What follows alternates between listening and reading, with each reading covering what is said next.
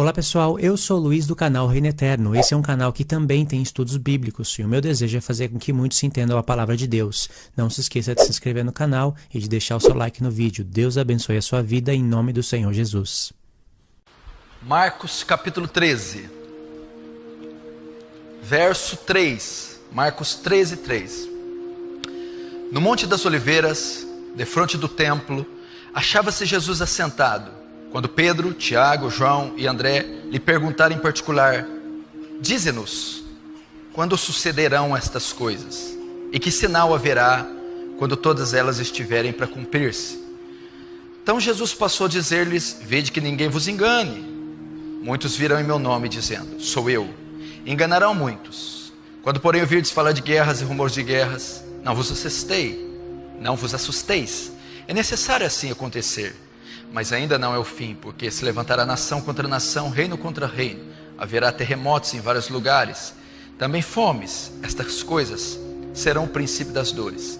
Estais vós de sobreaviso, porque vos entregarão aos tribunais e às sinagogas, sereis açoitados, e vos farão comparecer à presença de governadores por minha causa, para lhes servir de testemunho. Mas é necessário que primeiro o evangelho seja pregado a todas as nações. Quando pois vos levarem e vos entregarem, não vos preocupeis com o que haveis de dizer, mas vos será concedido naquela hora. Mas aquilo que será concedido naquela hora, isso falai, porque não sois vós que falais, mas o Espírito Santo. Um irmão entregará à morte outro irmão, e um pai ao filho. Haverá que se levantarão contra os progenitores e os matarão. Sereis odiados de todos por causa do meu nome. Aquele, porém, que perseverar até o fim será salvo. Quando, pois, virdes o abominável da desolação situado onde deve estar, quem lê entenda. Então, os que estiverem na Judéia fujam para os montes. Quem estiver em cima do eirado não desça, nem entre para tirar da sua casa alguma coisa. E o que estiver no campo, não volte atrás para buscar sua capa. Ai das que estiverem grávidas e das que amamentarem naquele dia. Orai para que isso não suceda no inverno, porque aqueles dias serão de tamanha tribulação, como nunca houve desde o princípio do mundo, que Deus criou, e até agora nunca mais, jamais haverá. Não tivesse o Senhor abreviado aqueles dias, ninguém se salvaria, mas por causa dos eleitos que Ele escolheu, abreviou aqueles dias. Verso 24. Mas naqueles dias, após a referida tribulação, o sol escurecerá, a lua não dará sua claridade, as estrelas cairão do firmamento, e os poderes do céu serão abalados. Então verão o Filho do Homem vir nas nuvens com grande poder e glória, e Ele enviará os anjos, e reunirá os seus escolhidos dos quatro ventos, da extremidade da terra até a extremidade do céu. Deixa aberto em Marcos 13, não fecha apenas os olhos.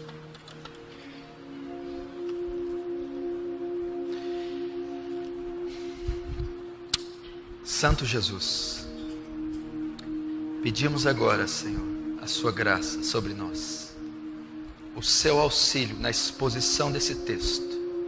Ajuda-me a comunicá-lo com sobriedade, lucidez, transparência e temor. Que a graça do Senhor domine esse salão nesse instante, a despeito do nosso pecado, insignificância e rebeldia contra o Senhor. Usa de misericórdia com essa geração, com essa congregação, com todos que vão me ouvir e me escutar.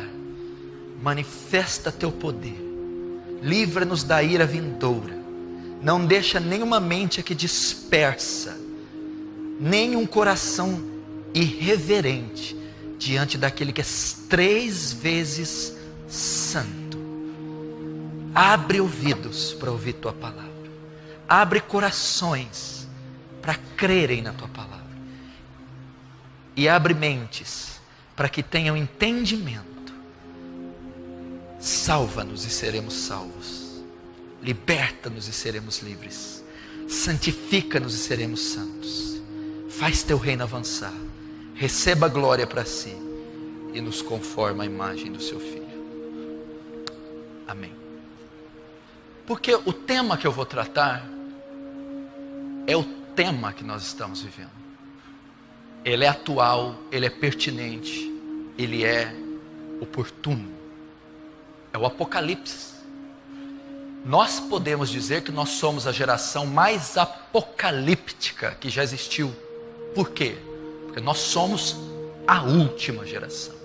Então nenhuma outra geração esteve tão próxima do fim como nós estamos, pois nós somos a última.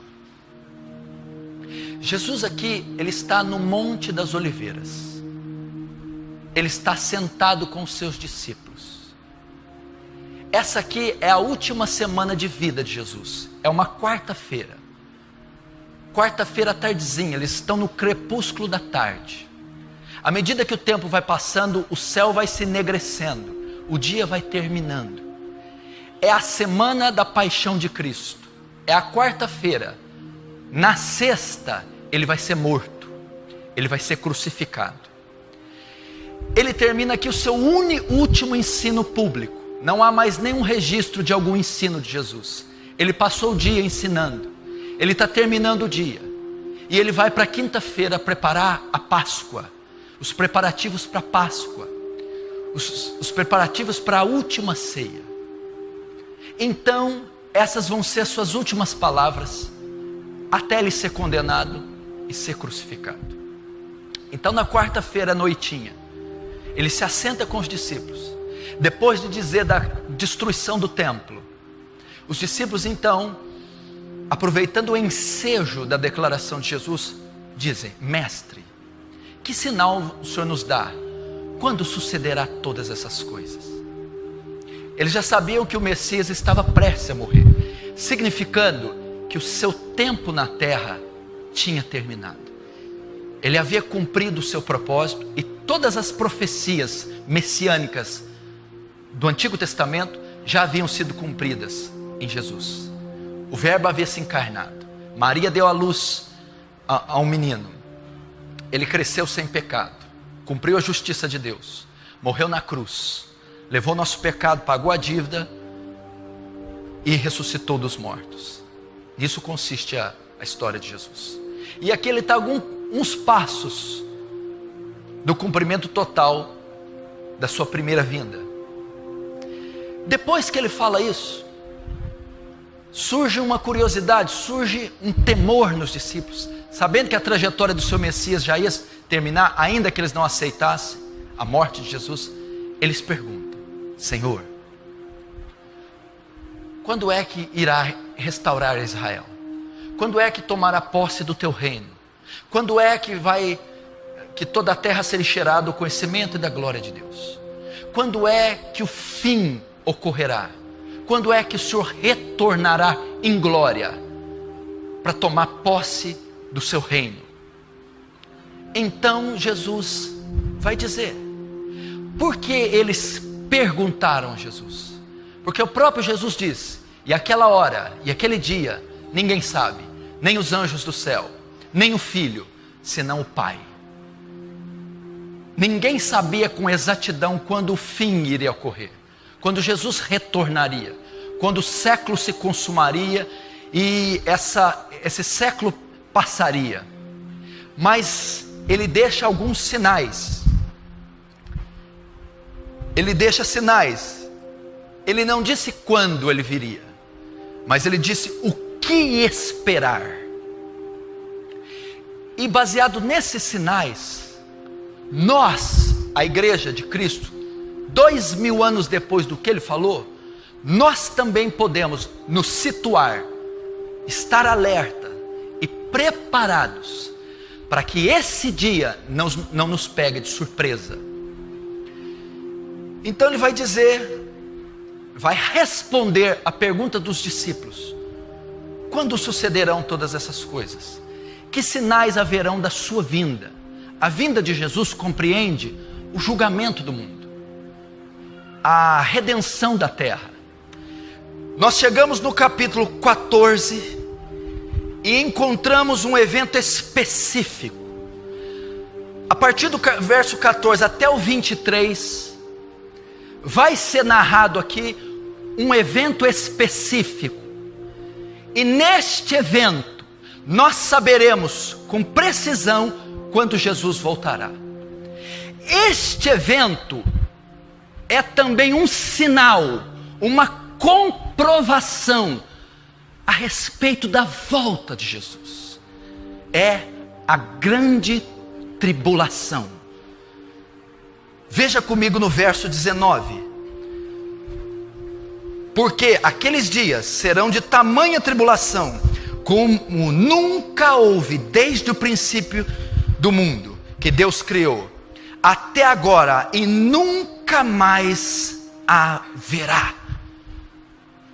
É outro sinal que Jesus deixou. É outra marca do fim. Eles perguntaram quando sucederá todas essas coisas e quando elas acontecerão. Então ele vai e ele traça sinais e ele vai discorrendo um a um. E ele termina dando um dos últimos sinais e derradeiro sinal. Haveria um tempo, uma fase, um evento que anteciparia, precederia a volta do Messias. Este evento se chama a grande tribulação.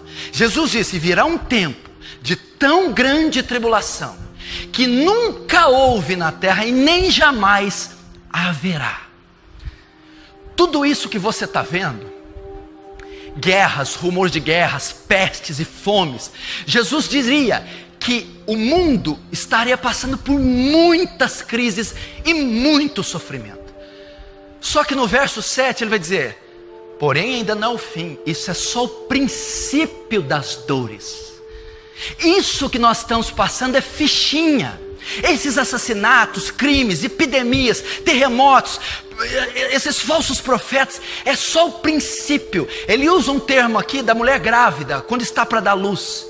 Até ela dar a luz, ela sente várias contrações, e as contrações são leves. E à medida que o bebê nasce, as contrações encurtam o tempo e aumentam a intensidade. Ou seja, ela tem mais contrações e mais dor. Então ele está dizendo: isso aqui não é o parto ainda, é só o princípio. Só são leves contrações, os genocídios, as epidemias, o caos moral, a corrupção, a mortandade, são o princípio das dores. Princípio do quê? Daquilo que ainda haveria de vir. Um período jamais imaginável, um período de sofrimento, de tragédia que a terra nunca contemplou, um período que ultrapassa o morticínio da Segunda Guerra. A Segunda Guerra matou quase 100 milhões de pessoas.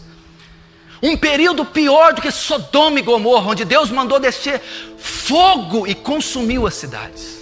Um período até pior que o próprio dilúvio, onde devastou a terra, sobrando 8 pessoas.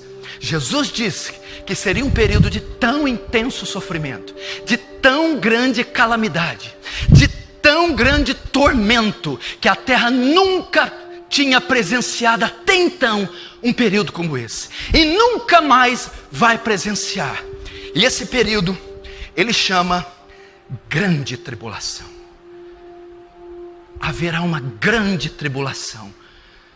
E então, após a grande tribulação, eu voltarei. Será uma série de eventos cataclísmicos, sem precedentes, sem paralelos. Esse tempo durará até a segunda volta de Jesus. Quando iniciar o período da grande tribulação, da dor, da tragédia, do tormento sobre essa terra, ele só terminará, só será estancado esse período de grande tribulação com a segunda vinda de Jesus, com o retorno. Será o pior momento da humanidade. Nada semelhante desde a criação do mundo. Será uma série de juízos despejados contra a terra. Entretanto, esse é um dos sinais mais precisos da volta de Jesus.